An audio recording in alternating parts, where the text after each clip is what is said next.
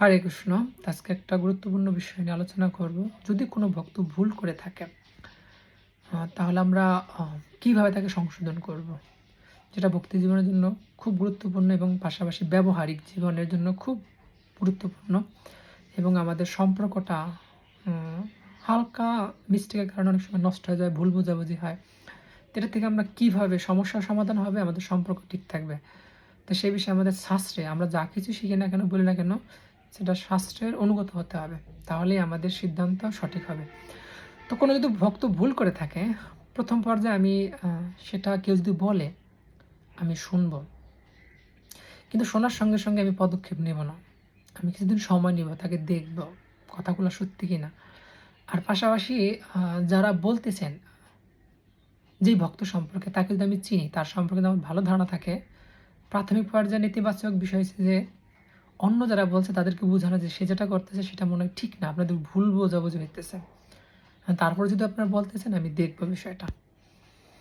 তো পরবর্তীতে যখন বিষয়টা উপস্থাপন হয়ে যাবে যে না, কথা সত্যি, তখন আমি কি করব? সমাধান কিভাবে করব? তো সমাধান আমি এভাবেই করব, যদি ভক্তর সঙ্গে আমার ভালো সুসম্পর্ক থাকে তখন আমি তার সঙ্গে সরাসরি কথা বলব। সরাসরি বলব না যে আপনি এরকম ভুল করছেন।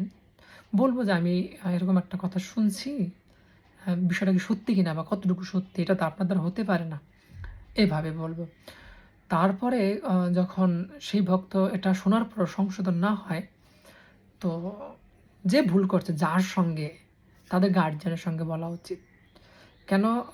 ১ম এ যদি আমি গার্ডিয়ানের কাছে চলে যাই, তো সেই ভক্তের সাথে আমার ভালো সম্পর্ক থাকে, আমি যার কাছে বলব সে কিন্তু আ যেই ভক্তের নামে কমপ্লেইন তার কাছে বলে দেবে।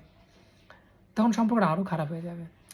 তো এইজন্য আ প্রাথমিক পর্যায়ে ওই ভক্তকেই বলব যে, "আপনি বিষয়টা এরকম ঠিক কিনা?" সে যদি শুধরে দেয় তো ভালো, আর যদি নাও শুধরায় তখন আমি পরের পদক্ষেপে যে ফ্যামিলির সঙ্গে হোক বা যার সঙ্গেই হোক, এরকম কোনো ভুল বোঝাবুঝি বা কোনো একটা বিষয় খারাপ দিকে গড়াইতেছে, তো তার সঙ্গে আমি আলোচনা করব।